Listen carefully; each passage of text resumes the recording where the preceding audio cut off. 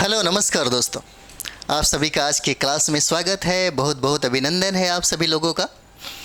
तो हम लोगों ने कल के क्लास में देखा था, हम लोगों ने हड़प्पा स्टार्ट किया था। नेक्स्ट बहुत सारा जो तथ्य है, बहुत सारा जो अभी फैक्ट है जो अभी बाकी रह गया है, ठीक है। तो हम लोग शुरुआत करते हैं।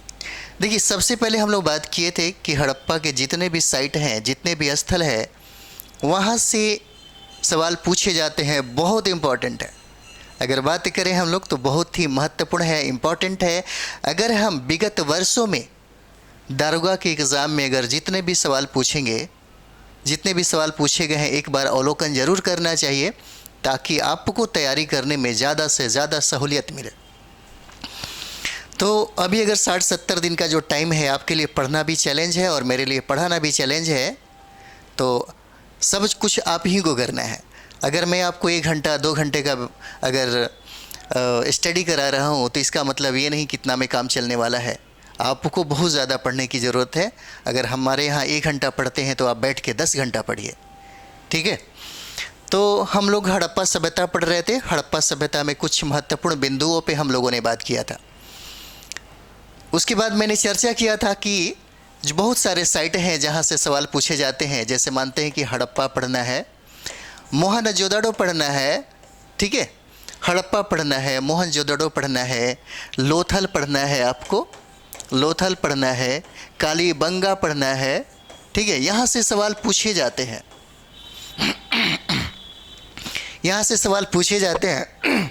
और हम लोग बात करेंगे जो महत्वपूर्ण फैक्ट है जहाँ से बार बार सवाल पूछे जाते हैं, उस पर हम लोग बात करेंगे। उसके बाद बात करें हम लोग तो राखी गढ़ी हो जाता है, ठीक है। उसके बाद बात करें हम लोग तो चन्हू दड़ो हो जाता है। चन्हू दड़ो से प्रश्न पूछे जाते हैं, ठीक है। उसके बाद बात करें हम लोग तो धौलावीरा से प्रश्न पूछे जाते हैं, ठीक है। धौलावीरा से प्रश्न पूछे जाते हैं। अगर बात करें हम लोग तो बहुत सारे ऐसे साइट है यहाँ पे जो पूछे जाते हैं। तो इस तरीके से हम लोग देखेंगे तो रंगपुर भी हो जाता है, कोटदीजी भी हो जाता है, यहाँ से सवाल पूछे जाते हैं। तो हम लोग बारी बारी करके वन साइट को हम लोग देख लेते हैं जो बहुत ही महत्वपूर्ण है, ठीक है। तो सबसे पहले हम लोग चर्चा करते हैं जहाँ से सवाल बार बार पूछे जाते हैं, ठीक है। तो अगर हम लोग देखेंगे यहाँ पे तो सबसे पहले अगर हम लोग बात करें तो आप लोग देखिए, सबसे पहले हम लोग बात करते हैं हड़प्पा से। ये बात तो आपको पता है कि हड़प्पा की खोज 1921 में दयाराम साहनी के द्वारा किया गया। अगर हम लोग बात करें तो हड़प्पा सभ्यता को सैंधव सभ्यता के नाम से भी जानते हैं, सिंधु घाटी सभ्यता के नाम से भी जानते हैं और काशयुगीन सभ्यताओं के भी नाम से जानते हैं। लेकिन अगर इन सारे जो तथ्य हमने बताया, जो अनेक नाम इनके जो दिखे हैं, आपको पूछा जा सकता है कि इनमें से उपयुक्त नाम बताइए, उपयुक्त नाम कौन सा हो जाएगा, तो याद रखिएगा ये हड़प्पा सभ्यता हो जाता है। कौन सा? हड़प्पा सभ्यता हो जाता है। क्योंकि सबसे पहले खोज अगर किया गया तो ये हड़प्पा का ही खोज किया गया और इस स्थल की खोज के साथ ही इस सभ्यता का नाम हड़प्पा सभ्यता पड़ा। अगर बात करें हम लोग की हड़प्पा किस नदी के किनारे है, तो याद रखिए ये रावी नदी के किनारे हो जाता है और ये सिंधु की सहायक नदियाँ होती हैं। जैसे सिंधु की सहायक नदियों की बात करें तो झेलम, चिनाब, रावी, ब्यास, सतलज होते हैं और उसी में ये सारा चीज़ें पूछा भी जाता है कि हड़प्पा किस नदियों के किनारे बसा है। तो दुनिया का कोई भी सभ्यता और संस्कृति की अगर बात कर दिया जाए तो हमेशा नदियों के किनारे ही बसते हैं, क्योंकि जीवन जीने की सारी मूलभूत आवश्यकताएं जो होनी चाहिए वो नदियों के किनारे ही मिल जाता है। अगर बात करें तो हम इंसान की, जानवर की, सब चीज़ का जो विकास है वो पानी से ही होता है। अगर बायो पढ़ेंगे तो आपको वहाँ पता चल जाएगा। तो हड़प्पा सभ्यता में हम लोग देखते हैं क्या क्या फैक्ट है। देखिए, एक फैक्ट है जो बहुत महत्वपूर्ण है, ठीक है। हड़प्पा से ही एक फैक्ट मिला है, एक स्त्री के गर्भ से निकलता हुआ पौधा दिखाया गया है, ठीक है। तो सबसे पहले नोट कर लीजिए आप लोग, बहुत इंपॉर्टेंट है। स्त्री के गर्भ से निकलता हुआ पौधा, निकलता हुआ पौधा, ये साक्ष्य आपको मिला है। ठीक है, और कहा गया है और इसे कहा जाता है कि यह उर्वरता की देवी के नाम से भी आप लोग इसे मतलब जान सकते हैं। तो देखिए, ये रिप्रोडक्शन का जो पहला साक्ष्य आपको मिला है, रिप्रोडक्शन का अगर पहला साक्ष्य की अगर बात करें तो आपको हड़प्पा सभ्यता ही होता है। ठीक है, सोचने वाली बात है, स्त्री के गर्भ से निकला हुआ पौधा बहुत सारे चीज़ों की तरफ इंगित करता है, इशारा करता है। देखिए, हड़प्पा सभ्यता को जानने के लिए, समझने के लिए हमारे पास कोई भी ऐसा लिखित साक्ष्य नहीं है। हम सबसे ज़्यादा निर्भर अगर हैं तो पुरातात्विक साक्ष्यों पे ही निर्भर हैं, इसे याद रखिएगा। और यहाँ से प्रश्न जो भी पूछेगा वो पुरातात्विक साक्ष्यों से ही संबंध रखता है। ठीक है, अगर हम लोग बात करें कि स्त्री के गर्भ से जो निकला हुआ पौधा पूछा जा सकता है कि कहाँ से ये प्राप्त हुआ है, तो ये आपका हड़प्पा हो जाता है। हड़प्पा से इसकी प्राप्ति होती है, इतना ज़रूर बताइएगा। ठीक है, और ये जो साक्ष्य है अगर बात करें हम लोग, तो देखिए कहा जाता है कि ये उर्वरता की देवी, देखिए अगर बात हम लोग करें तो दुनिया का कोई भी, जैसे अगर भले भारत में जातियां अनेक भागों में बट गई हैं, अनेक टुकड़ों में उसको बांट दिया गया है, लेकिन रियलिस्टिक अगर बात करें, सच में बात करें, तो यहाँ पे दो जातियाँ ही निवास करती हैं। एक मादा होती हैं, ठीक है, और एक नर होते हैं, मतलब एक महिला एक पुरुष हो जाते हैं। मैं बात करूं कि इसमें सबसे ज़्यादा शक्तिशाली कौन होगा, तो हड़प्पा सभ्यता में बहुत सारी चीज़ें आपको देखने को मिलती है। अगर बात करें कि सबसे ज़्यादा किसके बाजुओं में दम है, कौन क्रिएट कर सकता है, कौन रचना कर सकता है, ये मर्दों में ताकत नहीं होता।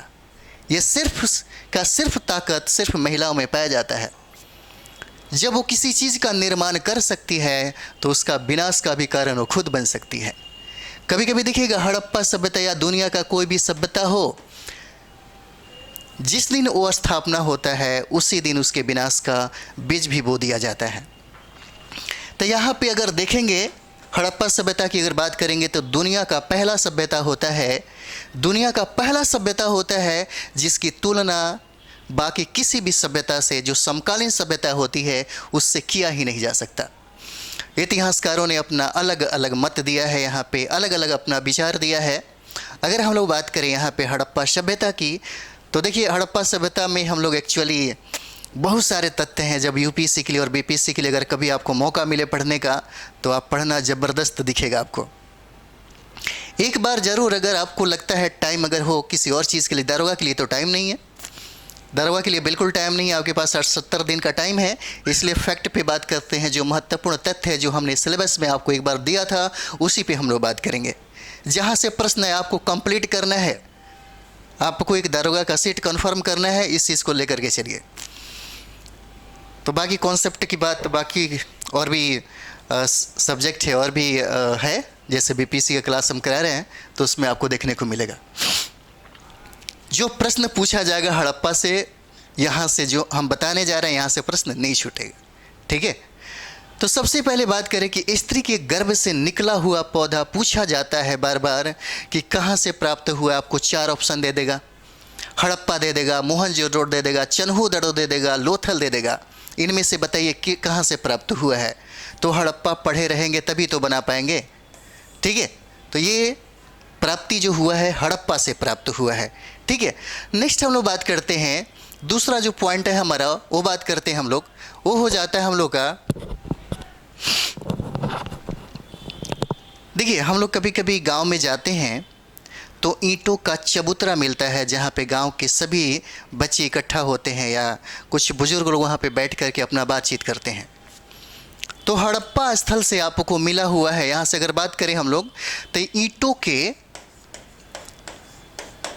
के वृत्ताकार चबूतरे मिले हैं, याद रखिएगा, वृत्ताकार चबूतरे मिले हैं। पूछा जा सकता है आपसे कि ये प्राप्ति कहाँ से हुआ है, ईंटों के वृत्ताकार चबूतरे कहाँ से मिले हैं। ठीक है, और दुनिया का सबसे विकसित कहा जाता है हड़प्पा सभ्यता को। हड़प्पा सभ्यता 2 चीज़ के लिए बहुत ही ज़्यादा फेमस था। सबसे पहले की अगर बात कर दी है तो नगर नियोजन दुनिया के किसी समकालीन सभ्यताओं में ऐसा नगर नियोजन देखने को नहीं मिला। और दूसरा अगर बात करें तो जो जल निकास प्रणाली है वो बहुत ही बेहतरीन है। आज भी हम दिल्ली और मुंबई में नहीं देखते हैं, क्योंकि जब भी बारिश होता है तो देखते हैं दिल्ली और मुंबई डूब जाता है। और हड़प्पा सभ्यता की जो विकसित और तकनीकी जो थी वो कमाल की थी, जो हम अपने भारत में इस सभ्यता को देखते हैं। और ये देख कर के हमें बड़ी गर्व होता है कि आज भी हमारे यहाँ वो तकनीक नहीं है, हमारे वहाँ टेक्नोलॉजी नहीं, हमारे लोगों का समझिए कि इंजीनियरिंग में उतना विकास नहीं हुआ है जो हड़प्पा सभ्यता के लोगों ने, हमारे पूर्वजों ने ये चीज़ हासिल किया था। ठीक है, तो सबसे पहले हम लोग देखेंगे ईंटों के वृत्ताकार चबूतरे कहाँ से प्राप्त हुए हैं, पूछा जाएगा तो आप बताइएगा कि ये प्राप्ति आपको कहाँ से हुआ है, हड़प्पा से हुआ है, याद रखिएगा। ठीक है, पूछा जा सकता है कि पीतल का इक्का गाड़ी कहाँ से प्राप्त हुआ है, किसका, तो याद रखिएगा पीतल का बना इक्का गाड़ी कहाँ से प्राप्त हुआ है, तो ये आपका क्या हो जाएगा, हड़प्पा सभ्यता हो जाएगा, याद रखिएगा। जैसे मानते हैं कि आप पीतल का बना इक्का गाड़ी, इस गाड़ियों से आप तादाद में लगा सकते हैं। इसका आशय हो सकता है कि वहाँ पे जैसे मानने की यातायात का जो साधन था वो इक्का गाड़ी से हुआ करता था। इतना तो दिमाग में चल सकता है कि हाँ यहाँ पे यातायात का साधन था। हम लोग आज गाड़ी पे घूमते हैं, ट्रेन पे घूमते हैं, ये आधुनिक युग का देन है। और हम लोग पढ़ रहे हैं 2350 से लेकर के 1750 बीसी का इतिहास पढ़ रहे हैं। उस समय देखिएगा यातायात का साधन था जो समकालीन किसी भी इतिहास में या सभ्यताओं में देखने को नहीं मिलता। ठीक है, तो ये सब याद करिएगा, बहुत इंपॉर्टेंट हो जाता है आपके लिए। पूछा जा सकता है कि शंख का बना बैल कहाँ से प्राप्त हुआ है, पूछा जा सकता है कि शंख का बना बैल कहाँ से प्राप्त हुआ है, शंख का बना बैल कहाँ से प्राप्त हुआ है, तो याद रखिए ये हड़प्पा से प्राप्त होता है। और यहाँ पे देखिए कितना विडंबना है आपके लिए। बैल की प्राप्ति तो होती है लेकिन हड़प्पा से गाय की प्राप्ति नहीं होती, गाय का साक्ष्य नहीं मिलता। गाय का क्या होता है, साक्ष्य नहीं मिलता। तो आप ही बताइए बिना गाय का बैल कैसे आ सकता है। ठीक है, लेकिन सवाल अगर पूछा जाएगा कि हड़प्पा सभ्यता से गाय का साक्ष्य मिला है, तो गाय का प्रमाण साक्ष्य नहीं मिला है। कुबड़ वाला बैल की प्राप्ति, कुबड़ वाला जो साड़ है उसकी प्राप्ति हुआ है। जैसे शंख का बना हुआ बैल आपको मिला है यहाँ से। ठीक है, नेक्स्ट हम लोग बात करते हैं। नेक्स्ट हम लोग अगर बात करें तो देखिएगा गेहूं और जौ के दाने के अवशेष मिलते हैं। गेहूं और जौ के दाने के अवशेष मिलते हैं, यहाँ पे लिखते जाइए। ठीक है, गेहूं और जौ के दाने का अवशेष मिले हैं, याद रखिएगा। आपसे पूछा जाएगा गेहूं और जौ के दाने का अवशेष कहाँ से प्राप्त हुआ है, तो ये आपका हड़प्पा सभ्यता हो जाएगा। और आपको मैं बता दूं कि जैसे में हमारे यहाँ मुख्य खाद्य पदार्थ क्या हो सकता है, अगर बिहार में आप हैं तो बिहार का क्या हो सकता है, चावल और गेहूं हो सकता है, चावल गेहूं मक्का हो सकता है। उसी तरीके से हड़प्पा सभ्यता की अगर बात कर दिया जाए तो यहाँ पे दो चीज़ होता है, गेहूं और जौ, इनका मुख्य खाद्य पदार्थ था, याद रखिएगा। पूछा भी जा सकता है कि हड़प्पा सभ्यता के लोगों के लिए मुख्य खाद्य पदार्थ क्या हो जाता है, तो गेहूं और जौ हो जाता है। पूछा जा सकता है कि गेहूं और जौ के दाने का साक्ष्य आपको कहाँ से प्राप्त होता है, तो ये आपको हड़प्पा सभ्यता हो जाएगा, इसे याद रखिएगा। ठीक है, उसके बाद हम लोग बात करते हैं यहाँ पे एक बर्तन पर मछुआरे का चित्र अंकित किया गया है और ये बहुत इंपॉर्टेंट है आपके लिए। एक बर्तन पर मछुआरे का चित्र अंकित किया गया है, देख लीजिए। एक बर्तन पर मछुआरे का चित्र का अंकन है। देखिए एक शॉर्ट नोट्स भी बनाते अगर चलेंगे अगर आप लोग, तो कॉपी कलम रख लीजिए और इसको लिखते चलिए। यहाँ से सवाल 100% पूछे ही जाते हैं। हम आपको वही करा रहे हैं, 10 किताब पढ़ने के बाद हम इतना सारा चीज़ें आपको कराते हैं। ठीक है। तो कम से कम जहाँ से सिलेक्शन करके अगर देखा जाए तो वही महत्वपूर्ण बिंदुओं पे हम चर्चा कर रहे हैं, जहाँ से सवाल पूछेंगे और पूछने की प्रबल संभावना रहती है, उसी पे हम बात कर रहे हैं। ठीक है। तो एक बर्तन पर मछुआरे का चित्र का अंकन किया गया है और पूछा जा सकता है कि इसकी प्राप्ति हमको हड़प्पा सभ्यता के किस स्थल से प्राप्त होती है, सिंधु सभ्यता के किस स्थल से प्राप्त होता है, उस साइट का नाम बताइए। तो हड़प्पा से इसकी प्राप्ति होती है, ये बताइएगा। ठीक है। नेक्स्ट हम लोग बात करते हैं, नेक्स्ट देखिएगा। तो नेक्स्ट हम लोग बात करें यहाँ पे अगला बिंदु देखिएगा। देखिए हम लोग अक्सर क्या करते हैं ना, जैसे हम लोग बात करें कि अभी हम लोग जैसे चेहरा देखना हो या हम लोग अपना कंघी उंघी लगाते हैं तो एक शीशा रखते हैं। वहाँ पे देखिए कितना तकनीक डेवलप था। यहाँ पे कहा गया है कि हड़प्पा सभ्यता से आपको कांसे का एक दर्पण प्राप्त हुआ है। कांसे का दर्पण प्राप्त हुआ है। कहाँ से? हड़प्पा सभ्यता से कांसे का एक दर्पण प्राप्त हुआ है। और आपको बता दें कि दुनिया में पूरे विश्व को पहली बार कांसा का जो ज्ञान है, हड़प्पा सभ्यता, सिंधु सभ्यता या कांस्ययुगीन सभ्यता के नाम से जो जानते हैं, इन्हीं लोगों का देन था। हड़प्पाई लोगों का ही देन था जो पूरी दुनिया को कांस्य का ज्ञान दिया। अगर कांस्य की बात करें तो कांस्य का जो निर्माण होता है तांबा और टीन को मिलाकर के किया जाता है। ठीक है, तांबा और टीन को मिलाकर के किया जाता है, ये तो बात आपको पता है। तो सबसे पहले अगर हम लोग यहाँ पे बात करें कि कांसे का जो दर्पण प्राप्त हुआ है, पूछा जा सकता है कि कहाँ से प्राप्त हुआ, तो ये हड़प्पा सभ्यता से हो जाता है, याद रखिएगा। ठीक है। पूछा जा सकता है कि सर्वाधिक, लिख लीजिए इसको, पूछा जा सकता है यहाँ पे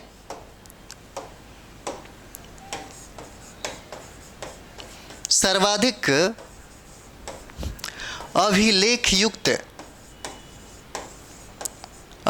युक्त मुहरे कहाँ से प्राप्त हुई है? हड़प्पा सभ्यता में लिपि तो मिला है जिसको पिक्टोग्राफी के नाम से जानते हैं।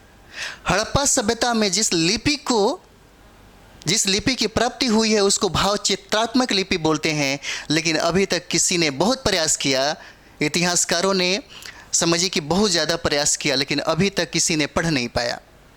जैसे घोड़ा, हाथी, लड़का, लड़की, बच्चे, वही सब चीज़ें चित्र में है और उसको पढ़ना, उसको समझना बहुत ही मुश्किल है, बहुत ही टफ है। और यही वजह होता है कि लिपियाँ तो प्राप्त होती हैं यहाँ से, लेकिन उसे पढ़ा नहीं जा सकता। इसीलिए हम लोग इसको किस कैटेगरी में रखते हैं? आदि ऐतिहासिक काल के कैटेगरी में रखते हैं। ठीक है, आदि ऐतिहासिक काल के कैटेगरी में रखते हैं। किसको? हड़प्पा सभ्यता को। हड़प्पा सभ्यता में लिपि प्राप्त हुआ है लेकिन उसे पढ़ा नहीं जा सका है, अपठनीय है। इसी वजह से इसको, हड़प्पा सभ्यता को आदि ऐतिहासिक काल कहा जाता है। ठीक है। तो सर्वाधिक जो अभिलेख युक्त मुहरे हैं वो आपको हड़प्पा से प्राप्त होता है, याद रखिएगा। कहाँ से? तो हड़प्पा सभ्यता, हड़प्पा से प्राप्त होता है। ठीक है। नेक्स्ट हम लोग बात करें, यहाँ पे पूछा जा सकता है आपसे। ठीक है, चलिए हम लोग अगला ही अब इतना काफ़ी है। अगर हम लोग देखेंगे तो और भी नेक्स्ट हम आपको बताते चलते हैं। नेक्स्ट हम लोग बिंदु करते हैं, वो हो जाता है हम लोग का मोहनजोदड़ो। याद रखिए, बहुत ज़्यादा प्रश्न यही सब चीज़ से पूछा जाता है। मोहनजोदड़ो का एक अच्छा से इस तरह से अपने पेज पे बना लीजिए और बाकी 1, 2, 3 करके आप चाहें तो लिख सकते हैं, ताकि आपको दिमाग में रहे। एक जगह समग्र रूप से रहता है तो आपको बार बार रिवाइज करने में फ़ायदा होगा। देखिए, इतिहास जो होता है ना, बिल्कुल रिश्ते की तरह होता है और रिश्ते बड़ी कमज़ोर होते हैं। थोड़ा सा तनाव हुआ, थोड़ा सा मुश्किल में पड़ गए, रिश्ते टूटने में टाइम नहीं लगते। चाहे वो रिश्ते किसी प्रकार का क्यों न हो, माँ बाप से रिश्ते हों, भाई बहन से रिश्ते हों, प्यार मोहब्बत के रिश्ते हों, पति पत्नी से रिश्ते हों, रिश्ते बन जाते हैं। जिस तरीके से आप पढ़ रहे हैं जोश खरोश में, पूरे मतलब समझिए कि सुपर एनर्जी के साथ आप स्टडी कर रहे हैं। आपकी स्टडी स्टाइल भी अलग हो सकती है, आपका अंदाज भी अलग हो सकता है, लेकिन एक बात बताइए, क्या इसको संभाल के रखने की क्षमता आपके अंदर है?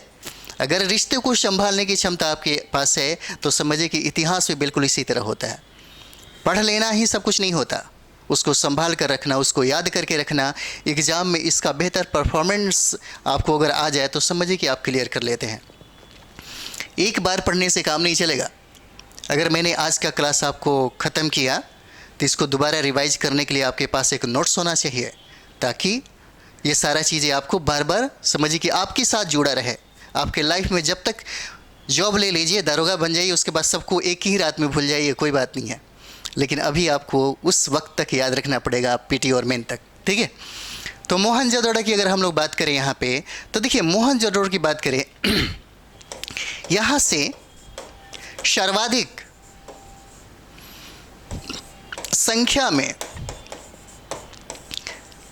संख्या में मुहरें प्राप्त होती है, याद रखिएगा।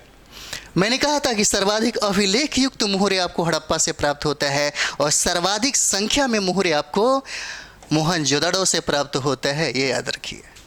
ठीक है, पूछा जा सकता है कि सर्वाधिक अभिलेख युक्त मुहरें कहाँ से प्राप्त होती है, तो ये हड़प्पा हो जाएगा, और सर्वाधिक संख्या में मुहरें कहाँ से प्राप्त होती है, तो आपको मोहनजोदड़ो हो गया, इसे याद रखिएगा।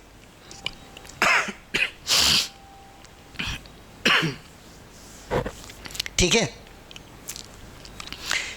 अगला पॉइंट पे हम लोग बात करते हैं। देखिए अगला पॉइंट है हम लोगों का, देखिए मोहनजोदड़ो से सूती वस्त्र का साक्ष्य मिलता है। और देखिएगा, हम पूरी दुनिया में सूती वस्त्र के लिए ही प्रसिद्ध थे। यहाँ पे देखिएगा, यौवनों की जो लड़कियाँ होती थी, जो महिलाएं होती थी, हमारे यहाँ के, हमारे भारत के जो सूती वस्त्र थे, जो मलमल के कपड़े थे, उसके लिए वो दीवानी थी। दीवानी की हद उस वक्त पार कर गई जब उन्होंने अपनी सारी संपत्ति को, यानी कि जो कीमती जो सामान थे, जैसे हीरे थे, सोने थे, चांदी थे, बहुत सारा चीज़ था, उन लोगों ने इसके एवज में क्या कर दिया, भारत के घर को, भारत के लोगों को सबसे ज़्यादा सामान, आपको हीरे, सोने, चांदी, ये सब दिए, और उसके बदले में हम लोगों ने क्या दिया, सूती कपड़े दिया, मलमल के कपड़े दिए। सूती कपड़े का जो कपास की बात होता है, जिससे सूती वस्त्र बनाए जाते हैं, वो कपास की देन भी आपको हड़प्पा सभ्यता का ही है। ठीक है, तो हम लोग बात करते हैं यहाँ पे, देखिएगा यहाँ पे उस तरह में अगर बात चलते हैं हम लोग मोहनजोदड़ो की, मोहनजोदड़ो से ये सारा चीज़ें प्राप्त होता है आपको मोहनजोदड़ो से, याद रखिएगा। ठीक है, देखिएगा यहाँ पे उस तरह में लिपटा हुआ सूती वस्त्र, ये बहुत इंपॉर्टेंट है, बहुत ज़्यादा इंपॉर्टेंट है, याद रखिएगा। ठीक है, ये बहुत ही VVI आपके लिए हो जाता है, बहुत ही VVI है, इसको एकदम रट लीजिए। उस तरह में लिपटा हुआ सूती वस्त्र का साक्ष्य किस जगह से प्राप्त होता है, पूछा जाएगा तो बताइए कि ये मोहनजोदड़ो से प्राप्त होता है। ठीक है, मोहनजोदड़ो से क्या प्राप्त हुआ, तो सूती वस्त्र का साक्ष्य मिलता है। कहाँ पे, तो उस तरह में लिपटा हुआ सूती वस्त्र का आपको साक्ष्य मिलता है। कहाँ से मिलता है, तो मोहनजोदड़ो से मिलता है, याद रखिएगा। यहाँ पे एक बहुत ही इंपॉर्टेंट है, जो सार्वजनिक स्थल की अगर बात कर दिया जाए यहाँ पे, तो यहाँ पे स्नानागार का प्राप्ति होता है। पूछा जाएगा कि ये सार्वजनिक स्थल, देखिए सार्वजनिक का मतलब आप देख ही रहे हैं, सार्वजनिक का मतलब है कि सभी लोगों के लिए। ठीक है, अगर अभी सार्वजनिक की बात करें तो सरकारी मतलब जो सामग्री है या जो व्यवस्था है उसको हम लोग मानते हैं। तो ये क्या होता है, स्नानागार की प्राप्ति आपको कहाँ से प्राप्त हुआ, तो आपको मिलता है मोहनजोदड़ो से। और स्नानागार की प्राप्ति मिलने से आपको क्या लगता है, और वो भी कहा जा रहा है कि सार्वजनिक स्थल है, और बहुत ही प्रसिद्ध है। ये क्या है, बहुत ही प्रसिद्ध है। आप लोग कभी अयोध्या जाएंगे या काशी या बनारस जाएंगे या कोई भी मंदिर के अगल बगल में जाएंगे, तो वहाँ पे देखिएगा कि स्नानागार होता है। सबसे पहली बात है कि स्नान करने के बाद लोग धर्म अनुष्ठान जो करते हैं, इसके लिए प्रसिद्ध हो जाता है। तो जहाँ तक मुझे लगता है, या इतिहासकारों का ये देन है, इतिहासकारों का यह कहना है कि धर्म अनुष्ठान के लिए स्नानागार का लोग प्रयोग करते थे। ठीक है, इतना से काम चल जाएगा। तो स्नानागार की जो प्राप्ति है, स्नानागार की जो प्राप्ति है ये कहाँ से मिला है? तो मोहनजोदड़ो से मिला है। याद रखिए किसका? स्नानागार की प्राप्ति हो जाती है। ठीक है, कहाँ से प्राप्त होता है? तो आपको मोहनजोदड़ो से। और एक बात और भी बता दें, इसी स्नानागार को जॉन मार्शल ने कहा कि विश्व का सबसे प्रसिद्ध आश्चर्यजनक स्थल है। ठीक है, आश्चर्यजनक स्थल है। ये बात किसने कहा था? तो मार्शल ने कहा था। याद रखिएगा, किसके बारे में कहा था? तो स्नानागार के बारे में कहा था। और स्नानागार की प्राप्ति आपको कहाँ से होती है? तो ये मोहनजोदड़ो हो जाता है। याद रखिएगा। ठीक है, नेक्स्ट हम लोग बात कर लेते हैं। नेक्स्ट हमारा जो हो जाता है अगला हम लोग देखेंगे, यहां से देखेंगे कि विशाल अन्नागार की प्राप्ति होती है। ठीक है, विशाल अन्नागार की प्राप्ति होती है। अन्नागार, अन्नागार तो आप समझ ही रहे होंगे। जैसे मानते हैं कि आप गोल घर का, पटना में गोल घर बनाया गया, ठीक है, उसमें यानी कि समझिए कि अनाज को रखने के लिए, स्टोर करके रखने के लिए बनाया जाता है। अभी हम लोग देखते हैं भारत सरकार के द्वारा या बिहार सरकार के द्वारा स्टोर रखने के लिए अलग से अन्नागार का भी स्थापना किया जाता है। इतना ही नहीं, गांव में भी आप देखेंगे, गांव में बहुत पुराने लोग पहले डेहरी बनाया करते थे। ठीक है, और अभी तो बहुत सारा तकनीक आ गया है, उसमें वो लोग रखते हैं। इसका मतलब आप समझते हैं कि विशाल अन्नागार की प्राप्ति आपको मोहनजोदड़ो से प्राप्त हुआ है। मोहनजोदड़ो से प्राप्त हुआ है, लेकिन आपको ये भी तो पता चल रहा है कि अन्नागार इसलिए बनाई गई होगी कि हो सकता है कभी कभी अकाल पड़ता हो। और हड़प्पा सभ्यता के पतन में एक कारण अकाल को भी तो रखा गया है। क्या थोड़ा सा दिमाग लगाइएगा तो पूछा जा सकता है कि अकाल का साक्ष्य अगर माना जाए तो बहुत सारे इतिहासकार हैं जो कहते हैं कि हड़प्पा सभ्यता का जो पतन है, जो हम आपको बताएंगे, प्रश्न पूछा जाता है यहाँ से। ठीक है, तो अकाल से भी हो गया, बाढ़ से भी हो गया, ठीक है, आर्यों के आक्रमण से भी हो गया, बहुत सारा चीज़ है, तो हम लोग बात करेंगे। लेकिन यहाँ से थोड़ा सा दिमाग भी तो आप लगा सकते हैं, है ना। तो यहाँ से क्या प्राप्त होती है? विशाल अन्नागार की प्राप्ति आपको कहाँ से होती है? मोहनजोदड़ो से प्राप्त होती है। इसको याद रखिएगा। ठीक है, अगला हम लोग देखते हैं, और ये अभी हम करा रहे हैं मोहनजोदड़ो। ठीक है, अभी ये सवाल पूछा जाएगा कहाँ से प्राप्त होता है, तो मोहनजोदड़ो से प्राप्त होता है। और एक चीज़ देखिएगा, कांसे की अधिकतर चीज़ें आपको मिलती हैं। हड़प्पा, मोहनजोदड़ो किसी भी स्थल में अगर देखेंगे तो वहाँ पे देखिएगा आपको कांसे की वस्तुएं ज़्यादा मिलती है। जैसे कांसे की नृत्यनत नारी का एक साक्ष्य मिलता है। ठीक है, याद रखिएगा किसका? तो देखिए कांसे की नृत्य अगर बात करें हम लोग तो नृत्यरत नारी का साक्ष्य मिलता है। और ये पूछा जाता है, याद रखिएगा, जैसे डांस करता हुआ एक मूर्ति की प्राप्ति होती है और वो कांसे का रहता है। ठीक है, पूछा जा सकता है। आप देखिएगा अगर आपके पास किरण होगा तो शायद कुछ चित्र उसमें शायद दिया गया हो, चाहे एनसीईआरटी में तो पक्का दिया है। तो कांस्य की नृत्यनत नारी की मूर्तियाँ जो है, जो साक्ष्य कहाँ से प्राप्त हुआ है, तो याद रखिए ये आपको मोहनजोदड़ो से प्राप्त होता है। और ये जो कांसे के नृत्यनत नारी की जो मूर्तियां हैं बहुत ही ज़्यादा क्या है? वीवीआई है। और एक जो इम्पोर्टेंट है, बहुत इम्पोर्टेंट है, क्योंकि ये भी इम्पोर्टेंट होता है। दूसरा की अगर बात कर दिया यहाँ पे तो देखिएगा मुद्रा पर लिख लीजिए, मुद्रा पर पशुपतिनाथ की मूर्तियां भी प्राप्त होती है। मुद्रा पर पशुपति जैसे मिलाया गया, हम आपको बताएंगे, जैसे शिव शंकर भगवान बोल सकते हैं। ठीक है, मुद्रा पर पशुपति की मूर्ति भी प्राप्त हुआ है, पूछा जा सकता है। ठीक है, कहाँ से प्राप्त हुआ है, किसका? तो मुद्रा पर पशुपति या शिव का भी अंकन मिलता है। और ये हमको मोहनजोदड़ो से प्राप्त होता है, ये बताइएगा। ठीक है, और ये वाला जो सवाल है आपके सामने, ये बहुत इंपॉर्टेंट हो जाता है, बहुत इंपॉर्टेंट हो जाता है। और यहीं मोहनजोदड़ो से हाथी का कपाल खंड भी प्राप्त होता है, याद रखिएगा। ठीक है, यहीं मोहनजोदड़ो से आपको हाथी का कपाल खंड प्राप्त होता है, याद रखिएगा। ठीक है।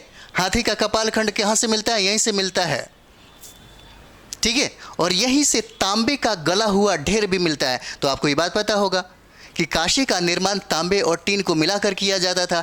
इसका मतलब ये है कि तांबा को गलाने की कला इस सभ्यता के लोगों में क्या था? शुमार था। ये लोग जानते थे, इसकी ज्ञान थी इनके पास, ठीक है। तो तांबे का यहाँ पे देखेंगे गले हुए तांबे का ढेर भी मिला है, ठीक है। गले हुए तांबे का ढेर भी मिला है। कहाँ से प्राप्ति होती है इसका? तो ये हो जाता है आपका मोहनजोदड़ो। और मोहनजोदड़ो याद रखेंगे आप लोग, ठीक है। कहाँ से प्राप्त होती है? तो गले हुए तांबे का जो ढेर है आपको कहाँ से प्राप्त होता है?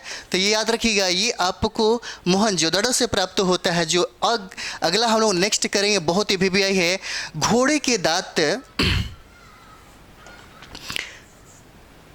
देखिए घोड़े के जो दांत है, ठीक है, घोड़े के दांत की प्राप्ति कहाँ से हुआ है? तो घोड़े के दांत की प्राप्ति की अगर बात कर दिया जाए तो ये प्राप्ति आपको मोहनजोदड़ो से होता है। याद रखिएगा, कहाँ से? तो मोहनजोदड़ो से प्राप्त होता है,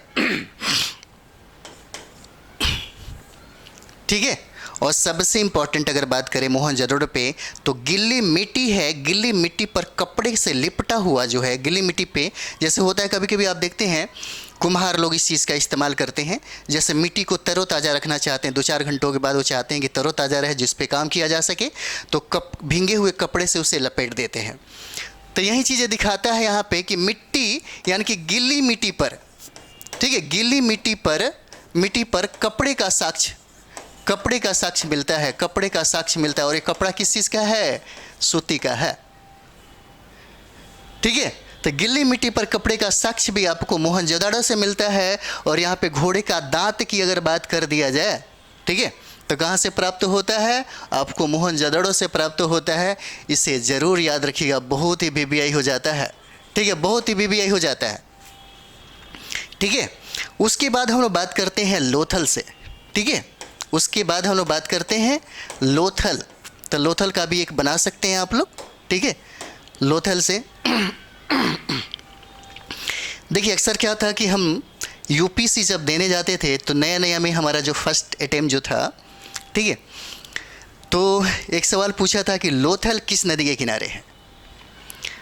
तो ये अक्सर हमसे मिस करता था। तो मैंने कहा लोभ, ठीक है, लोभ, जैसे हम मानते हैं लोभ कर देते हैं, लोभ, ठीक है। तो लो से क्या हो जाता है? लोथल हो जाता है। अब भ से बात कर दे तो ये भोगवा नदी के किनारे होता है, ठीक है। ऐसे हमको याद करना पड़ेगा। अगर आपके पास भी कुछ ऐसा टेक्निक है जो आप याद रख सकते हैं, यानी कि एक अगर याद हो गया, जैसे लोथल याद हो गया तो ये भोगवा नदी के किनारे है। तो कालीबंगा अगर पूछा जाएगा, कालीबंगा, तो पक्का आप घग्घर बता दीजिएगा, ठीक है, घग्घर नदी के किनारे है, ठीक है। यहाँ से सवाल पूछे जाते हैं। और मुझे अभी याद आया इसलिए मैंने बताया आपको कि लोथल की अगर बात पूछे कि लोथल किस नदी के किनारे है, तो याद रखिए ये आपका कौन सा नदी हो जाता है? भोगवा नदी हो जाता है, ठीक है। अभी हम लोग पढ़ने वाले हैं लोथल के बारे में। तो चलिए हम लोग लोथल से देखते हैं, ठीक है, लोथल से। और लोथल बहुत इम्पॉर्टेंट है, समझे। लोथल से सवाल पूछे जाते हैं, बहुत इम्पॉर्टेंट है। पूछा जाएगा कि लोथल किस नदी के किनारे है, तो लोथल कौन सा नदी हो जाता है? तो भोगवा नदी के किनारे हो जाता है, ठीक है, भोगवा नदी के किनारे हो जाता है। और बात करें हम लोग यहाँ लोथल से, तो लोथल से बंदरगाह की प्राप्ति होती है। याद रखिएगा, पूछा जा सकता है बंदरगाह की प्राप्ति कहाँ से होती है। तो बंदरगाह की प्राप्ति आपको शॉर्ट में लिखिए। बंदरगाह की प्राप्ति जो होता है, देखिए बंदरगाह आप तो जानते होंगे, जो नदियों के किनारे व्यापार के लिए बनाई जाती थी। और आपको बता दें कि व्यापार हड़प्पा सभ्यता का बहुत ही ज़्यादा उन्नत था, बहुत ही ज़्यादा उन्नत था हड़प्पा सभ्यता का व्यापार। सोच के देखिए, हमारा जब देश आज़ाद हुआ, जब अंग्रेज़ यहाँ से चले गए, तो भारत के लोगों ने कैसी स्थिति में भारत के लोगों को डाल दिया। अगर आप इतिहास पढ़ेंगे तो आपको समझ में आएगा, बहुत बुरी हालात थी। लोगों के पास अपनी सुरक्षा के लिए कोई व्यवस्था नहीं था। लोगों के पास अपना समझिए कि सर छुपाने के लिए वो जगह नहीं था। और सबसे बड़ी जो बात कर दिया जाए, वो लोगों के पास खाने के लिए कुछ भी नहीं था। हम कहीं ना कहीं अन्य देशों पे भी क्या थे, निर्भर थे। बहुत ज़्यादा मुश्किल थी। अगर बात करें तो एक ही, अगर हम लोग बात करें तो राष्ट्रीय नेताओं में जब हमारा देश आज़ाद हुआ 1946 के बाद, जो हमारा देश आज़ाद होता है, उसमें एक दो बंदे ऐसे थे जो भारत के लोगों के लिए काम कर रहे थे।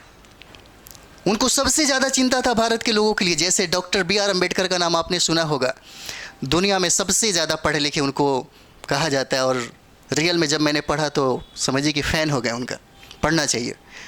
और सबसे बड़ी गर्व की बात होती है कि जैसे हम जाते हैं कहीं विदेश में तो कहते हैं कि हम बुद्ध के धरती से आए हैं, तो हमें इस बात को कहने में गर्व होता है कि पूरी दुनिया में सबसे ज़्यादा पढ़ा लिखा अगर कोई इंसान है तो भारत का ही इंसान है, डॉक्टर बी आर अम्बेडकर।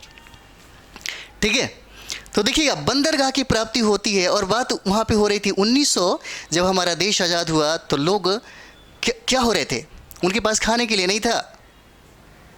लेकिन सोच के देखिएगा, उस समय की बात है जब हम आधुनिक युग में जी रहे थे, तब ये समस्या थी। और यहाँ की अगर बात कर दी जाए तो सोचिए, उस समय की बात थी जो अधिशेष पे अधिशेष था हमारे पास हड़प्पा सभ्यता में। और अधिशेष ने ही सबसे बड़ा काम किया, एक बहुत बड़ा बाजार दिया। और सबसे बड़ी बात अगर कर दिया जाए हड़प्पा सभ्यता में, तो कभी कभी कहा जाता है कि इस हड़प्पा सभ्यता का जो व्यवस्था, जो शासन प्रशासन देखने वाला कोई व्यक्ति था, तो यही व्यापारी का एक ग्रुप होता है, व्यापारी वर्ग था, ऐसा इतिहासकारों का मानना है। सोच के देखिए कितना ज़्यादा व्यापारी यहाँ पे डेवलप रहा होगा। आप ये बात जानते हैं कि 3 प्रकार का सेक्टर होता है अर्थव्यवस्था अगर पढ़ेंगे तो, प्राथमिक, द्वितीय और तृतीय। तो प्रथम अगर बात करें, जो अर्थव्यवस्था की रीढ़ हमारे भारत में मानी जाती थी, कृषि, वो सबसे गौण होते जा रही है। पढ़े लिखे लोगों की बात किया जाए तो कृषि करना नहीं चाहते। तो देखिएगा सबसे ज़्यादा सर्विस सेक्टर जो है, जो सेवा का जो क्षेत्र है, वो सबसे ज़्यादा डेवलप हुआ है। अब जब सेवा का क्षेत्र सबसे ज़्यादा डेवलप होगा तो याद रखिएगा कृषि तो खराब होवे करेगा। कृषि का खराब होना कहीं ना कहीं ये तरक्की और विकास का भी एक रास्ता दिखाता है। और ये इकोनॉमिक्स के जो जानकार हैं उनका कहना है। ठीक है, तो बात यहाँ पे होती है हड़प्पा सभ्यता की।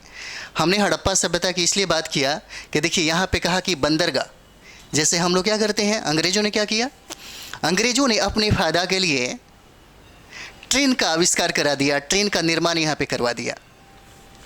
ठीक है, डलहौजी के समय में ये बात थी। और उसी समय में क्या हुआ, भारत में ट्रेन आया। और ट्रेन का उद्देश्य उसका ये था कि ज़्यादा से ज़्यादा हम इस जगह से उस जगह पे सामान को भेज सके। अगर हमें सेना की ज़रूरत हो, कहीं पे ऐसा उपद्रव पैदा हो जाए, कहीं पे ऐसा लगे कि हमको वहाँ पे सेना जल्दी भेजना हो, तो इसका उपयोग के लिए ही ट्रेन का आविष्कार किया गया था। और हड़प्पा सभ्यता में देखिए, हड़प्पा सभ्यता में आपको नाव से व्यापार करने का साक्ष्य मिलता है। सोचिए कितना डेवलप होगा। अगर बात कर दें हम लोग, तो अगर आप व्यापार कर रहे हैं और आपका सामान अगर हवाई यानी कि पानी के जहाज़ से जाता है तो आपके सस्ते में पहुंच जाते हैं। ठीक है, और वहीं अगर देखते हैं ट्रेन से, मालगाड़ी से या कोई भी चीज़ होता है तो उसे आपको ज़्यादा से ज़्यादा पैसे देने होते हैं।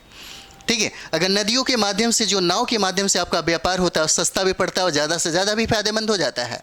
ठीक है, तो यहाँ पे देखते हैं ये बंदरगाह, पूछा जाएगा कि बंदरगाह की प्राप्ति कहाँ से होता है, तो बंदरगाह की प्राप्ति कहाँ से हो जाता है, लोथल से होता है, याद रखिएगा। पूछा जाएगा कि धान और बाजरे का साक्ष्य कहाँ से मिलता है, ये बहुत इंपॉर्टेंट है आपके लिए। ठीक है, जैसे धान होता है, धान, या आप बोलिए ना, यहाँ पे चावल भी बोल सकते हैं। ठीक है, धान और बाजरे का जो साक्ष्य है, बाजरे का साक्ष्य है कहाँ से प्राप्त होता है, तो लोथल से होता है। अच्छा, एक चीज़ देखिएगा,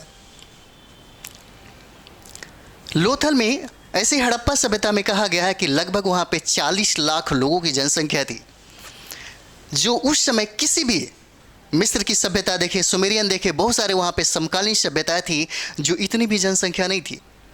और यहाँ पे मैंने बताया था कि आपको चावल की भी प्राप्ति होती है। ठीक है, धान और चावल और बाजरे की जो आपको साक्ष्य देखने को मिलता है, ये आपको लोथल से प्राप्त होता है। और आपको बता दें, दुनिया में जहाँ भी सबसे ज़्यादा चावल का उत्पादन होता है, वहाँ पे जनसंख्या सबसे ज़्यादा होता है ना। इसके पीछे बहुत सारा लॉजिक भी है और साइंटिफिक रीज़न भी है। ठीक है, वहाँ पे समझिए कि बच्चे ज़्यादा पैदा होते हैं। जैसे आपको लग रहा होगा, आप देख लीजिए 2011 जनगणना के अनुसार आपको कहा जाए कि विश्व का सबसे ज़्यादा जनसंख्या वाला कंट्री कौन सा हो जाता है, तो कौन सा कंट्री हो जाएगा? तो ये हो जाता है आपका चाइना। और आपको ये भी बात पता है कि चाइना में पूरे विश्व का सबसे ज़्यादा चावल का उत्पादन होता है। ठीक है, अगर द्वितीय हम लोग बात करें कि उसके बाद चावल का सर्वाधिक उत्पादन कौन सा कंट्री करता है, तो हमारा भारत होता है। और इस लिहाज से देखा जाए, इस हिसाब से देखा जाए तो जनसंख्या का दूसरा स्थान हमारा भारत आता है। ठीक है, इस पे बाद में बात करेंगे, साइंस पढ़िएगा, बायो हम आपको पढ़ाने वाले हैं। ठीक है, तो वहाँ पे आपको बताएंगे। तो देखिए, चावल और बाजरे की अगर साक्ष्य की बात करें, चावल और बाजरे की यहाँ पे बात करें तो कहाँ से प्राप्त होती है? लोथल से प्राप्त होता है, याद रखिएगा, लोथल से। और लोथल से ही लघु, लिख लीजिए क्योंकि बहुत इंपॉर्टेंट है, और ये जो हम आपको कराने जाए बहुत इंपॉर्टेंट है। ठीक है, लोथल से घोड़े की, किसका? इसको एक नोट्स बनाते जाइए लोग, ज़्यादा फायदा रहेगा। ठीक है, घोड़े की लघु मृण मूर्तियाँ प्राप्त हुई है। ठीक है, मृण मूर्तियाँ प्राप्त हुई हैं।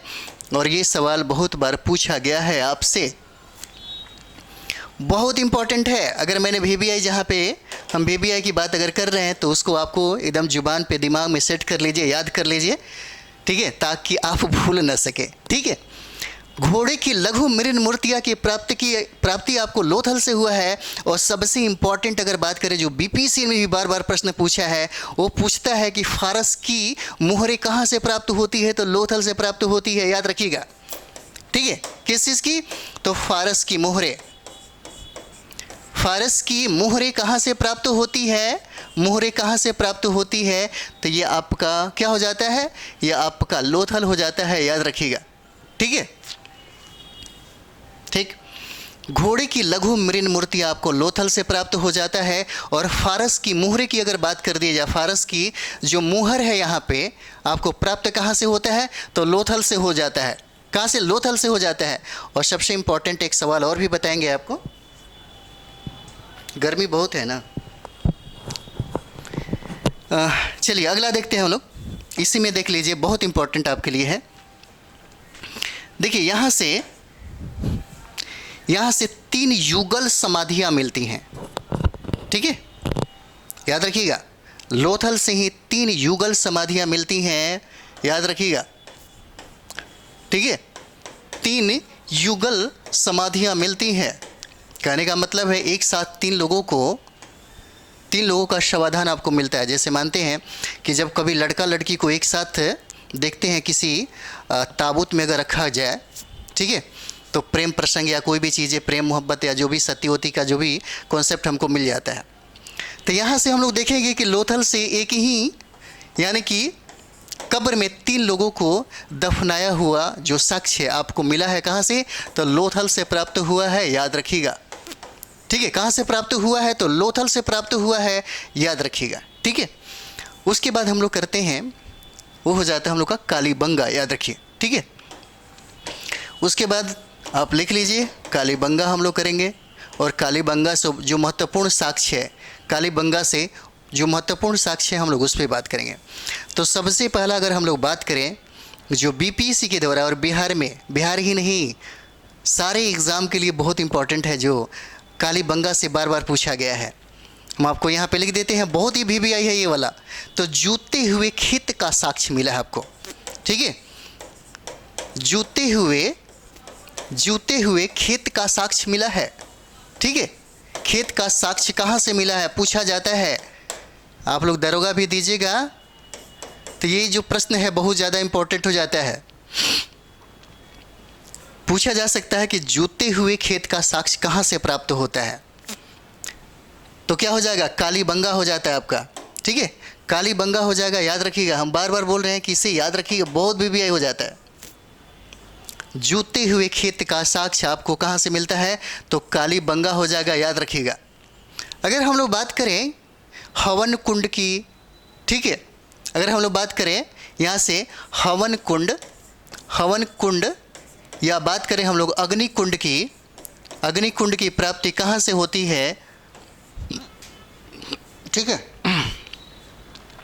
हवन कुंड की और अग्नि कुंड की प्राप्ति कहाँ से होती है? तो ये आपका क्या हो जाएगा? कालीबंगा हो जाता है। याद रखिए कौन सा? तो कालीबंगा से प्राप्त होता है। किसका? हवन कुंड का। हवन कुंड का और अग्नि कुंड की अगर बात कर दिया यहाँ पे, तो इसकी प्राप्ति आपको कहाँ से होती है? तो ये आपको कालीबंगा से प्राप्त होती है। और देखिएगा यहाँ से एक ईंट की प्राप्ति हुआ है जो अलंकृत है, बड़ी खूबसूरत तरीके से बनाया जाता है। अलंकृत का मतलब होता है सजावटी, ठीक है। अलंकृत आपको ईंट की प्राप्ति होती है, ईंट की प्राप्ति होती है। जैसे आप देखती हैं लड़कियां जब सजती हैं, जब संवरती हैं, तो उसको क्या कहा जाता है? अलंकृत होता है। यानी कि कोई व्यक्ति बहुत ही खूबसूरत शब्दों का इस्तेमाल कर रहा हो, ठीक है, बोलने में उसका सलीसा जो अंदाज है, जो उसका नज़ाकत है, अगर आप देखेंगे तो उसको माना जाता है हाँ अलंकृत है। देखने में खूबसूरत हो, आपको आँखों को चैन और करार मिले, तो समझिए कि क्या क्या कहा जाता है? अलंकृत। यानी कि बड़ी खूबसूरत तरीके से सजावट, बनावट और दिखावट के तौर पे इसको बनाया गया है, ठीक है। तो ये हो जाता है अलंकृत ईंटों की प्राप्ति। पूछा जा सकता है कि कहाँ से प्राप्ति होती है? तो ये कालीबंगा होता है। और कालीबंगा किस नदी के किनारे है? तो कालीबंगा को किस नदी किनारे हो जाता है? ये घग्घर नदी के किनारे होता है, ठीक है। याद रखिए कौन सा नदी? घग्घर नदी के किनारे हो जाता है, ठीक है। अगला हम लोग करते हैं, यहाँ से बेलनाकार मोहरे की प्राप्ति होती है। याद रखिएगा बहुत इंपॉर्टेंट है ये वाला। यहाँ से आपको बेलनाकार मोहरे की प्राप्ति होती है, ठीक है। बेलनाकार मोहरे की प्राप्ति होती है कहाँ से? तो ये कालीबंगा से होती है। बेलनाकार मोहरे की प्राप्ति होती है। जो साइट, जो स्थल है, वहाँ से जो प्रश्न है बार बार पूछे जाते हैं। अधिकतर प्रश्न यहीं से सबसे पूछे जाते हैं, इसलिए आप याद रखिएगा। अगर आप किरण पढ़ते हैं और किरण पढ़ने के बाद जो घटना चक्र आप बनाएंगे, तो उसमें सारा का सारा प्रश्न अधिकतर मिलेगा। तो आपके अंदर एक बेचैनी जग जाएगी कि और पढ़ना चाहिए। ज़्यादा हार्डवर्क करने वाले आत्म विश्वास उनके अंदर लबालब होने लगता है, क्योंकि आदमी का भाग और भगवान पे कभी भरोसा नहीं करना चाहिए। अगर आप रियल स्टूडेंट हैं तो कभी भाग और भगवान पे भरोसा मत करिए। आपके कर्म से ही सब कुछ पैदा होता है, ठीक है। कोई भी आदमी ऊपर से टपक के नहीं आता। आप चाहें तो कर सकते हैं, आप नहीं चाहेंगे तो नहीं कुछ होगा, ठीक है। आप ही के ऊपर निर्भर करता है। आप ही सब कुछ हैं, आप हैं तो सब है, बाकी कुछ नहीं, ठीक है। तो बेलनाकार मोहरे जो है, बेलनाकार जो मोहरे की प्राप्ति होती है, ये आपको कालीबंगा से प्राप्त होता है। याद रखिएगा बहुत इंपॉर्टेंट हो जाता है। कौन सा? तो बेलनाकार मोहरे की बात करें तो देखिएगा कभी कभी घरों में कच्ची मिट्टी का भी इस्तेमाल, प्रयोग देखने को मिलता है। तो देखिएगा कच्चे ईंटों का जो इस्तेमाल है घरों में, इसको देख लीजिए आप लोग। घरों में कच्चे मिट्टी के ईंट का प्रयोग भी आपको मिलता है। और इसका साक्ष्य आपको कहाँ से मिलता है? तो कालीबंगा से मिलता है। याद रखिएगा, ठीक है। पूछा जा सकता है आपसे कि घरों में कच्चे मिट्टी के प्रयोग का साक्ष्य आपको कहाँ से मिलता है? तो आपको क्या हो जाएगा? कालीबंगा हो जाएगा। याद रखिएगा कहाँ से? तो कालीबंगा हो जाता है, ठीक है। पूछा जा सकता है कि युगल समाधियाँ कहाँ से प्राप्त होता है? हम लोगों ने देखा कि 3 युगल समाधियाँ हम लोगों ने देखा, 3, वो मिलता है लोथल से। और यहाँ पे युगल समाधियाँ कहता है। तो युगल समाधियाँ कहाँ से प्राप्त होती है? तो ये आपको प्राप्त होता है कालीबंगा से। याद रखिएगा, ठीक है। ये आपको कहाँ से मिलता है? तो कालीबंगा से होता है, ठीक है। इतना तो याद रहेगा आपसे। हम लोग नेक्स्ट करते हैं जो इम्पोर्टेंट है आपके लिए, वो हो जाता है हम लोग का, ये हो जाएगा आपका रंगपुर, ठीक है। याद रखिए रंगपुर। और रंगपुर से जो इम्पोर्टेंट मिला है, जो बार बार प्रश्न पूछा गया है, यहाँ से धान की भूसी की प्राप्ति होती है। याद रखिएगा, पूछा जाएगा आपसे कि धान की भूसी का साक्ष्य आपको कहाँ से मिलता है? तो याद रखिएगा धान की भूसी का जो ढेर जो है आपको प्राप्त कहाँ से होता है? तो रंगपुर से प्राप्त होता है। और बहुत बार ये प्रश्न पूछा गया, इसलिए ये बहुत ही वीवीआई हो जाता है। याद रखिए, पूछा जाएगा कि धान की भूसी का ढेर आपको कहाँ से प्राप्त होता है, ठीक है। तो क्या हो जाएगा? ये आपका रंगपुर हो जाता है। याद रखिएगा रंगपुर से मिलता है। और कच्ची ईंटों का जो दुर्ग है आपको रंगपुर से ही मिलता है, कच्ची ईंटों का दुर्ग। ठीक है, कच्ची ईंटों का अगर दुर्ग देखेंगे हम लोग, कच्ची ईंटों का दुर्ग, सब एक नोट्स की तरह आप लोग बना लीजिएगा तो बहुत मज़ेदार हो जाएगा। ठीक है, और एग्ज़ाम के पहले ये सब चीज़ बहुत ही ज़्यादा फ़ायदा होता है। एक दिन 2 दिन में आप देखिएगा, कभी कभी क्या होता है ना कि किसी सब्जेक्ट को पढ़ने में आप 6 महीना का टाइम लगाते हैं, 2 महीने का टाइम लगाते हैं, जब एग्ज़ाम होता है तो 4 घंटा 6 घंटा पूरे दिन भर में ख़त्म हो जाता है। वो आपके अंदर जो टेंडेंसी होता है, बिलीफ सिस्टम, आपके दिमाग में सब कुछ है। अगर आप कमज़ोर हैं तो दिमाग से कमज़ोर है, शरीर कुछ नहीं होता। ठीक है, शरीर से लोग बहुत स्ट्रांग नहीं होते, ये सब दिमाग का खेल है। ठीक है, एक हाथी भी आपके कंट्रोल में हो जाता है जब उसको मानसिक गुलामी से उसको पीड़ित कर देते हैं, जब मानसिक गुलामी की बेड़ियाँ उसके पैरों में लग जाती है तो। ठीक है, तो अपने आप को मत सोचिए कि हमसे नहीं होगा। क्या है इस दुनिया में जो आपसे नहीं हो सकता? सब कुछ हो सकता है, बस बिलीफ सिस्टम आपका स्ट्रांग होना चाहिए, सक्रिय होना चाहिए, एक्टिव होना चाहिए और डेवलप होना चाहिए। सब कुछ हो जाता है, इंसान जो चाहे कुछ भी कर सकता है। तो हम लोग देख रहे थे यहाँ पे रंगपुर से कच्ची ईंटों का दुर्ग प्राप्त होता है। ठीक है, क्या होता है? कच्ची ईंटों के दुर्ग प्राप्त होता है। और सबसे इम्पॉर्टेंट आपको रंगपुर से अगर बात कर दी जाए तो धान की भूसी का ढेर मिलता है, और बहुत इंपॉर्टेंट है, इसे याद रखिएगा। धान की भूसी का साक्ष्य कहाँ से? धान की भूसी का साक्ष्य कहाँ से? तो कहाँ से मिलता है? रंगपुर से मिलता है। ठीक है, याद रहेगा, रंगपुर से। ठीक है, अगला हम लोग देखते हैं कोटदीजी। जो इंपॉर्टेंट है वहीं करा रहे हैं क्योंकि टाइम तो है नहीं ना, आप ज़्यादा से ज़्यादा पढ़ लीजिए। किरण को ख़त्म करिए, आज का टॉपिक आपको ख़त्म हो जाना चाहिए और किरण गाइड से ख़त्म होना चाहिए। और साथ ही साथ आप घटना चक्र से जितने भी आपको हड़प्पा सभ्यता से जो प्रश्न है उसको ज़रूर बना लीजिए। ठीक है, अभी तुरंत हम शुरू करने वाले हैं। यहाँ पे MCQ शुरू होगा और फुल डिस्कशन हम शुरुआत करने वाले हैं। दारोगा में जितने भी प्रीवियस ईयर में जितने भी सवाल आपसे पूछे गए हैं, ताकि एक अच्छा व्याख्या आपको वहाँ पे मिले। ठीक है, तो ये हो जाता है आपको कच्ची ईंटों का दुर्ग हो जाता है, रंगपुर हो गया। उसके बाद हम लोग यहाँ पे देखते हैं वो हो जाता है हम लोग का कोटदीजी हो जाएगा। ठीक है, क्या हो जाता है? तो ये हो जाता है आपका कोटदीजी हो जाएगा। इसको लिख लीजिए, कोटदीजी। और कोटदीजी में देखते हैं हम लोग क्या क्या साक्ष्य यहाँ पे मिलेगा। देखिए यहाँ से एक साक्ष्य मिला है वानाग्र। देखिए यहाँ से साक्ष्य आपका मिलता है वानाग्र तथा कांस्य की चूड़ियाँ मिली है। ठीक है, कांस्य की चूड़ियाँ मिली हैं। जैसे आप देखिएगा कि लिपस्टिक जो लड़कियां लगाती हैं, लिपस्टिक, उसका साक्ष्य कहाँ से मिला है? तो चन्हू से प्राप्त हुआ है। लिपस्टिक का साक्ष्य आपको कहाँ से मिला है? चन्हू से प्राप्त हुआ है। और देखिए काली बंगा का मतलब है काले रंग की चूड़ियाँ, वो भी काले रंग की चूड़ियाँ, काली बंगा का। ठीक है, और कहता है कि कोटदीजी से आपको वनाग्र की प्राप्ति हुई है और कांस्य की चूड़ियाँ प्राप्त हुआ है। याद रखिएगा। ठीक है, कहाँ से प्राप्त हुआ है? तो ये आपका कोटदीजी हो जाता है। याद रखिए, कोटदीजी से वनाग्र तथा कांस्य की चूड़ियाँ प्राप्त होती है। याद रखिएगा। ठीक है, याद रहेगा। और जो सबसे मोस्ट इंपॉर्टेंट है आपका धौलावीरा। धौलावीरा से बहुत बार प्रश्न पूछा गया है। ठीक है, बहुत बार प्रश्न पूछा गया है। तो धौलावीरा से जो प्राप्त होता है उसको देख लीजिए। अगर हम लोग बात करें यहाँ पे धौलावीरा का, तो धौलावीरा से देखिए बहुत इंपॉर्टेंट फैक्ट है आपके लिए। ठीक है, बहुत इंपॉर्टेंट फैक्ट हो जाता है। यहाँ पे सुंदर जल प्रणाली का साक्ष्य मिलता है जो कहीं से नहीं मिलता। सुंदर जल प्रणाली का साक्ष्य आपको यहीं से मिलता है। कहाँ से? तो धौलावीरा से। सुंदर जल प्रणाली का साक्ष्य, जल प्रणाली का साक्ष्य आपको, जल प्रणाली का साक्ष्य जो है आपको धौलावीरा से ही मिलता है। याद रखिएगा, बहुत इंपॉर्टेंट है ये वाला। धौलावीरा से आपको सुंदर जल प्रणाली का साक्ष्य मिलता है। याद रखिएगा आप लोग सब कोई, बहुत इंपॉर्टेंट है। इसे आप लोग एकदम VBI हम लिख देते हैं, एकदम रट लीजिए। ठीक है, बहुत इंपॉर्टेंट है, बहुत ही VBI है, इसे आप याद रखिए। चलिए कुछ और फैक्ट्स पे हम लोग बात करते हैं जो बहुत इंपॉर्टेंट है। देखिए आपसे पूछा जाएगा कि लोहे की ज्ञान हड़प्पा सभ्यता के लोगों को था। पूछा गया सवाल। ठीक है, तो लोहे की अगर ज्ञान की बात कर दिया जाए तो हड़प्पा सभ्यता के लोगों को लोहे की ज्ञान की प्राप्ति नहीं होती है। ठीक है, तो यहाँ पे बात करेंगे हम लोग हड़प्पा सभ्यता हम लोग पढ़ रहे हैं।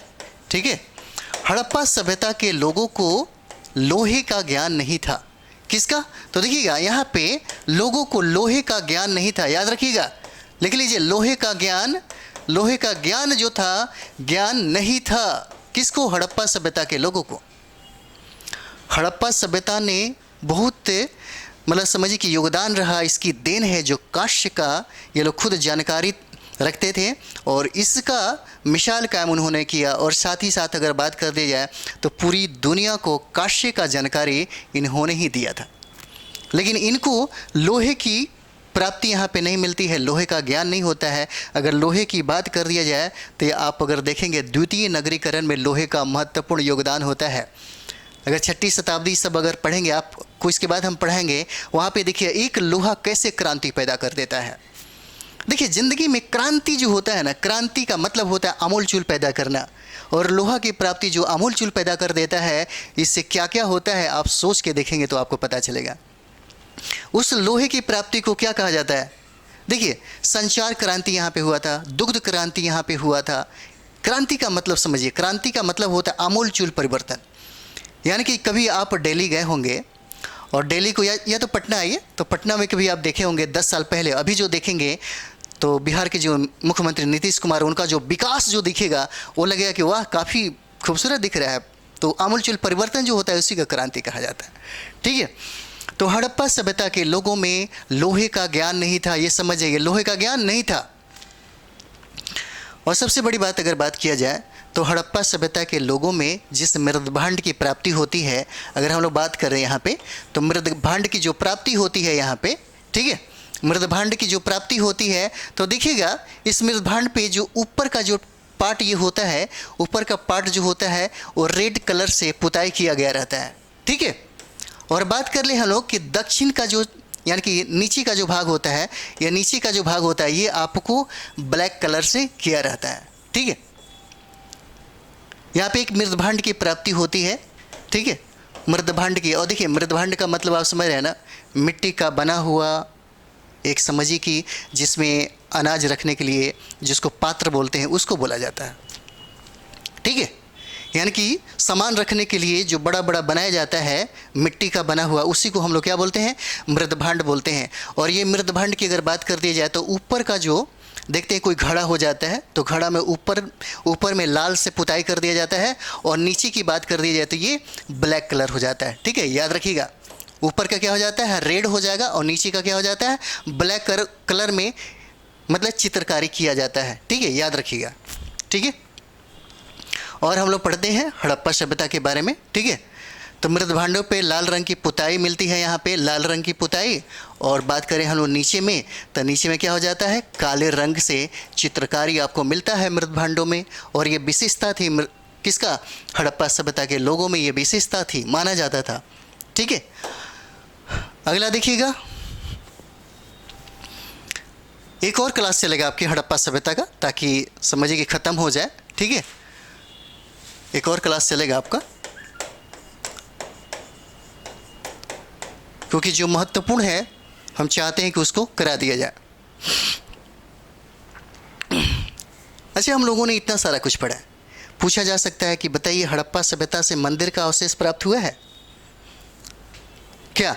तो हड़प्पा सभ्यता से मंदिर का जो अवशेष है, मंदिर का अवशेष याद रख लीजिए, मंदिर का अवशेष की प्राप्ति नहीं होता। ठीक है, मंदिर के अवशेष की प्राप्ति यहाँ से नहीं होता है। कहाँ से? तो हड़प्पा सभ्यता से मंदिर का अवशेष नहीं मिलता है। लेकिन आपने पढ़ा होगा कि स्नानागार का साक्ष्य मिलता है, और स्नानागार का साक्ष्य धर्म अनुष्ठान के लिए किया जाता था, किया जाता होगा। ठीक है, कहता है यहाँ से कि मंदिर का अवशेष जो है हड़प्पा सभ्यता से प्राप्त नहीं होता है, लेकिन मूर्ति पूजा का प्रारंभ आपको यहीं से मिलता है।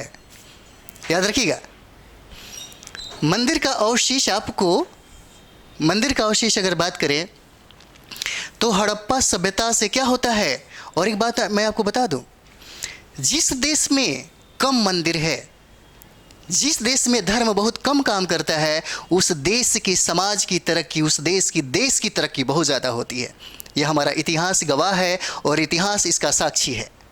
अगर आप पढ़ेंगे तो आपको पता चलेगा, जिस देश में मंदिरों की संख्या कम हो, जो लोग मंदिरों में जाना कम करते हैं, स्कूलों में विद्यालयों में ज़्यादा जाते हैं, जैसे एक ज़माने में अगर बात कर दें हम लोग, तो हमारे भारत में सबसे ज़्यादा विद्यालय थी, विश्वविद्यालय थी। जो आप कभी ऑक्सफोर्ड देखते हैं, हार्वर्ड देखते हैं, उससे कहीं बेहतर यूनिवर्सिटी हमारे भारत में थी। उस समय मंदिर नहीं था।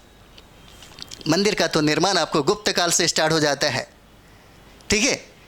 कुछ ऐसे लोग थे जिन्होंने इसका प्रयोग कुछ अलग तरीके से किया, जिसका कहीं ना कहीं समाज क्या हुआ, निचले और गर्त में चला गया। हड़प्पा सभ्यता की अगर बात करेंगे तो यहाँ पे मंदिर का कोई भी अवशेष नहीं मिलता। लेकिन बात यह है, इतिहास को लिखने का जो नज़रिया है, वो इतिहास को आप देखेंगे तो बहुत सारे लोगों ने, जैसे राष्ट्रवादी विचार होता है उस नज़रिए से लोग देखते हैं, साम्यवादी विचारधारा होता है उस तरीके से लोग देखते हैं, उदारवादी होता है उस तरीके से देखते हैं, मार्क्सवादी होता है उस नज़रिए से भी लोग क्या करते हैं, देखते हैं। इतिहास को देखने और लिखने का जो नज़रिया होता है, उसी हिसाब पे आपका इतिहास होता है। इतिहास को समझिए। जैसे मानते हैं कि इतिहास की अगर बात कर दिया जाए, तो मैंने ये बात कहा, जैसे आप देखते हैं ये बात हमने इतिहास बताया है, इसलिए मैं आपको बता रहा हूँ, मेरा उसमें कोई विचार नहीं है, ठीक है। मैंने ये कहा कि जहाँ पे जिस कंट्री में मंदिर नहीं होता, वहाँ के देश की तरक्की और वहाँ के समाज की तरक्की बहुत ही ज़्यादा होती है। मंदिर का ही देन है हमारे भारत में जाति प्रथा, मंदिर का ही देन है सांप्रदायिकता, मंदिर और मस्जिदों का ही देन है हमारे भारत में समाज अलगाव हो गए। समाज के अंदर क्या हो जाता है, तनाव पैदा हो जाता है, एक दूसरे के करीब में बैठ के खा नहीं सकते, उनसे प्रेम मोहब्बत कर नहीं सकते। ये सब चीज़ें किसके माध्यम से हुआ? लेकिन हड़प्पा सभ्यता में ऐसा कुछ नहीं दिखता। हड़प्पा सभ्यता में अगर समाज की बात कर दिया जाए तो वहाँ पे दो ही वर्ग होता है, जो मार्क्स भी बात करता है इसका। अगर हड़प्पा सभ्यता की बात कर दिया जाए तो दो ही समाज यहाँ पे देखने को मिलता है। एक हो जाता है कुलीन वर्ग, जो ऊंचले टीले पे रहते हैं, हम आपको बताएंगे, ठीक है। निम्न टीला होता है ऊंचली, और एक ऊपरी टीला होता है। अगर हम लोग बात करें यहाँ पे, तो इसका पश्चिम का अगर क्षेत्र देखेंगे, हड़प्पा सभ्यता के पश्चिम का क्षेत्र देखेंगे, तो मिट्टियों से भर करके इसको ऊंचा बनाया गया, और यही हो जाता है कि इसको क्या बोलते हैं, इसको कृत्रिम टीला बोला जाता है, ठीक है। हालांकि अभी थोड़ा सा दूसरे क्षेत्र में चले गए, अभी हम आपको वहाँ पे ले चलेंगे। तो कृत्रिम टीला इसको बोला जाता है। और जब निचला क्षेत्र देखेंगे जहाँ पे इसका निर्माण नहीं किया गया, इसको प्राकृतिक टीला बोलते हैं। और यहीं कृत्रिम टीला पे उच्च वर्ग के लोग रहते थे। उच्च वर्ग के लोग का मतलब रहते थे अमीर लोग रहते थे। अमीर का मतलब होता है कुलीन लोग रहते थे। कहाँ पे? ये बात कहता है हड़प्पा सभ्यता में। हड़प्पा सभ्यता में किसी जाति धर्म इस सब की बात नहीं होती है, ठीक है। और यहाँ पे देखते हैं जो निचला टीला है, जहाँ पे सर्वहारा वर्ग रहते हैं। सर्वहारा का मतलब क्या है? गरीब लोग रहते हैं, शोषित पीड़ित लोग रहते हैं, ठीक है ना। तो ये चीज़ें आप समझ गए, ये हड़प्पा सभ्यता की देन है, ठीक है। तो ये देखिए अवशेष की प्राप्ति। आइए अगला हम लोग करते हैं।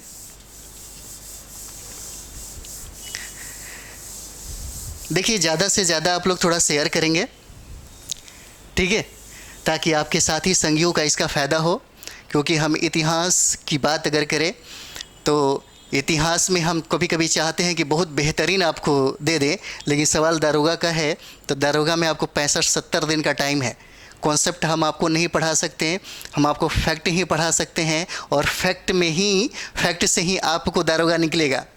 कॉन्सेप्ट से भी निकलेगा तो जहाँ ज़रूरत होता है कॉन्सेप्ट हम आपको कोशिश करेंगे देने का, ठीक है।